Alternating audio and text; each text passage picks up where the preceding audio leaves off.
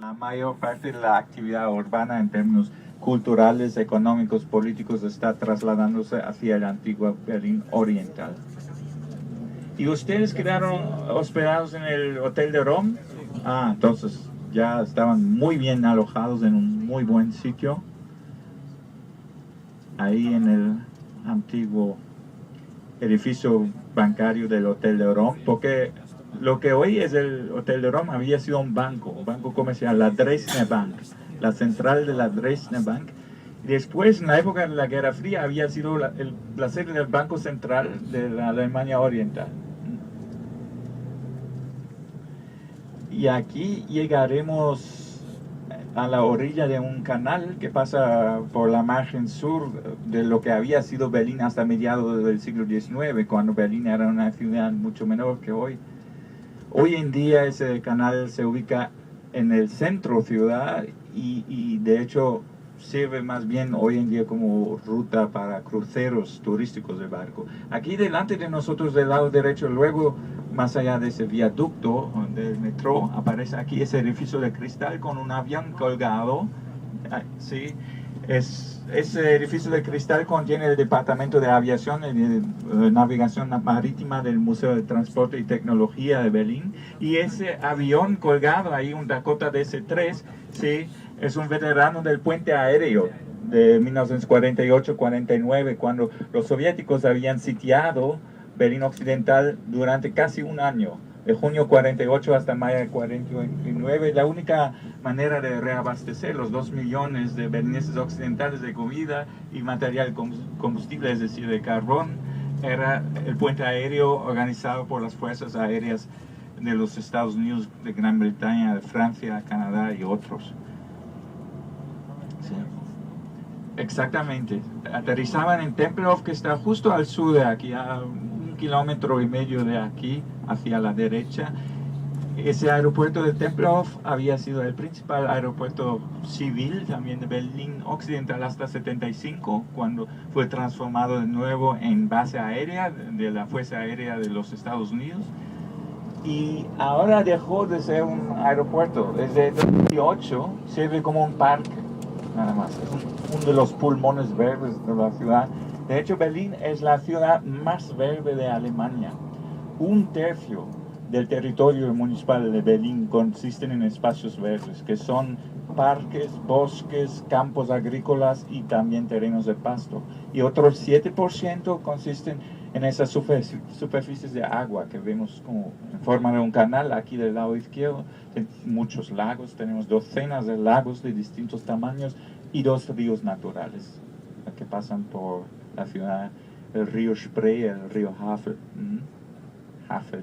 Sí, el río Spree es un afluente del río Havel que pasa por la margen occidental de Berlín, y el río Havel a su vez es un afluente del río Elba que desemboca en el Mar del Norte. Es decir, en ese canal uno puede embarcar y alcanzar por vía acuática cualquier punto del litoral español, ¿no? Directamente, remando, nadando, lo que sea, pero sí, un poquito de esfuerzo de avión sería más cómodo, digamos, que de barco, pero se puede hacer. Aquí del lado izquierdo vemos el viaducto de la línea de metro más antigua de Berlín, que se inauguró ya en 1902, pero Berlín se desarrolló en una región pantanosa, donde hay un alto nivel freático en el subsuelo del agua. Por eso hubiera sido muy costoso de construir esa línea enteramente en un túnel subterráneo. Por eso optaron por la solución menos costosa, que era de ponerla encima de un viaducto elevado. Y donde pasa ahora, desde hace un poco más de un siglo, esa línea de metro, antiguamente hubo un muro aduanero rodeando todo Berlín de todos los lados, un muro fiscal, y en las 19 puertas aduaneras incorporadas en ese muro se exigía el pago de un impuesto. Sí. No, eso empezó en el inicio del siglo XVIII, cuando Prusia empezó. Bueno, Prusia se fundó como un reino, la capital de ese reino dominando toda la parte del norte de Alemania era Berlín, y los reyes prusianos necesitaban dinero para su ejército. ¿Y cómo financiarlo? Imponiendo un impuesto sobre la circulación de mercancías, ¿no? Sí, como siempre, el precursor de nuestro IVA, digamos, ¿no? Hoy en día. La principal fuente de recursos de la corona prusiana, pero ese muro fiscal ya fue abolido al final de los años 1860. El único vestigio casi que existe de ese muro es la puerta de Brandenburgo que veremos, que es una de esas antiguas puertas aduaneras de ese muro fiscal. Es decir, ese muro no había sido un muro de fortificación defensivo contra ataques de fuera, solamente económico. ¿Sí? Y La puerta de Brandenburgo se construye con ese fin. sí, pero también atrás de ella hubo otra finalidad, por eso es la única que se conservó, porque era muy suntuosa, se diseñó para entradas triunfales del ejército prusiano, para desfiles militares del ejército prusiano. Solamente lo que no fue previsto que el primer monarca que hubiera entrado por esa puerta a Berlín en triunfo fue Napoleón I. Eso no había sido previsto.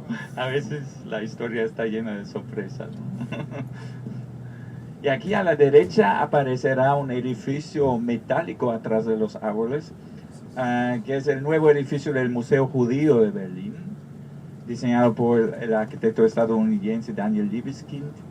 Es un edificio bastante excéntrico, formando una línea zigue-zague visto desde arriba, simbolizando, según el arquitecto, los muchos altibajos y rupturas que hubo en la historia judía en Alemania, porque ese museo pretende documentar toda la historia de judíos en lo que hoy es Alemania, es decir, desde la caída del Imperio Romano hasta hoy. Y aquí a la derecha, ese edificio amarillo es el edificio de entrada del Museo Judío. Es ya 10 años desde su inauguración, es uno de los museos más visitados de la ciudad.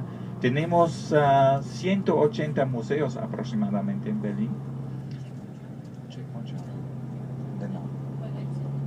Nee, dann also Richtung Friedrichstraße, mal gucken, wie voll die wird.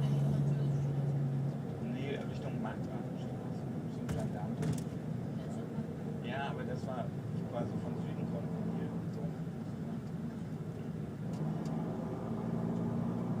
hier. Y tenemos los museos más raros también en Berlín. Tenemos un museo del azúcar, un museo de los barberos, un museo de la marihuana, un museo de la salchicha, un museo erótico. Tenemos de todo aquí. Además tenemos 3 óperas y una cuarta pequeña y 7 orquestas que tocan en permanencia en la ciudad. Más de 100 teatros, más de 300 cinemas, es decir, para aficionados de la vida cultural, Berlín tiene mucho que ofrecer. Y aquí a la derecha vemos un edificio en parte con una fachada de espejos, en parte con una fachada dorada, que es la central de la mayor casa de edición de periódicos en Alemania, Springer, que publica el Bild-Zeitung. Quizá conocen ese periódico, ¿no? de la región, Axel Springer, el fundador de la empresa, quien mandó construir la parte dorada de ese edificio justo del lado occidental del muro. A una manzana de aquí hacia la derecha pasaba el muro, es decir, era un mensaje político de él enviado a los soviéticos. Yo me quedo aquí con mi empresa, poco importa cuántos muros ustedes construyen alrededor de nosotros. Y ahora ese terreno se ubica en una posición muy céntrica, es decir, se quintuplicó en valor desde la caída del muro. Toda la geografía interna de la ciudad está reestructurándose desde la caída del muro.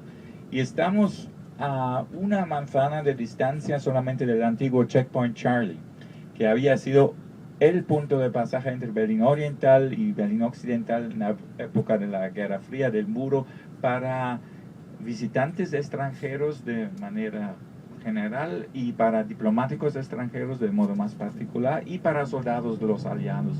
Y así se convirtió en un punto focal de la Guerra Fría, del conflicto entre las dos superpotencias, donde se enfrentaron en octubre de 61, 10 semanas después del cierre de la frontera entre los dos Berlines, tanques soviéticos y estadounidenses, y gracias a Dios no llegaron a disparar tiros, Si no, eso hubiera podido resultar en una tercera guerra mundial. Aquí a la derecha hay un museo que documenta esa historia del checkpoint y del muro, el museo del Checkpoint Charlie, también uno de los más visitados porque muestra fotos, cintas de la situación de la Guerra Fría y expone medidas de fugas justamente. Mientras que aquí a nivel de la calle ya no queda más nada que sea original o muy poco. Esa garita aquí del lado izquierdo es una copia del año 2000. También aquí delante de nosotros es el letrero diciendo están saliendo del sector americano, es una copia. Ese edificio amarillo aquí detrás de nosotros en la esquina era la sede de las oficinas de la CIA, del Servicio Secreto estadounidense, mientras que ese blanco aquí a la derecha sin ventanas era la sede de las oficinas de la KGB. Se miraban mutuamente y se conocían muy bien, ¿no? Sus tamaños de zapatos, los cumpleaños de sus hijos, todo. Y aquí donde vemos esos edificios grises y blancos, se ubicaba antiguamente el terreno de control, ¿no? Donde se controlaban los vehículos, los transeúntes, y esos controles eran muy desagradables, duraban horas. Los únicos que estaban exentos de esos controles eran los soldados de uniforme militar, pero cualquier uno que vestía ropa civil estaba sujeto a control. Uno podría quemarse durante horas aquí en el sol sin abrigo alguno. Y aquí estamos en la calle Friedrich, que era conocida hace 100 años atrás como una calle de diversiones, de teatros de cabaret. Hoy en día, desde mediados de los años 1990, es más bien una calle comercial, a lo largo de la cual hay un almacén, un centro comercial, varias opciones. Es una calle comercial bastante elegante.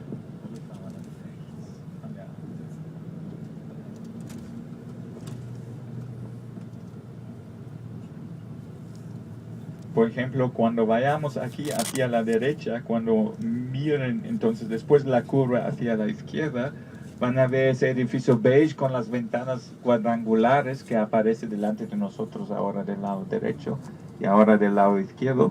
Eso fue comprado recientemente por Amancio Ortega al precio de 275 millones de euros.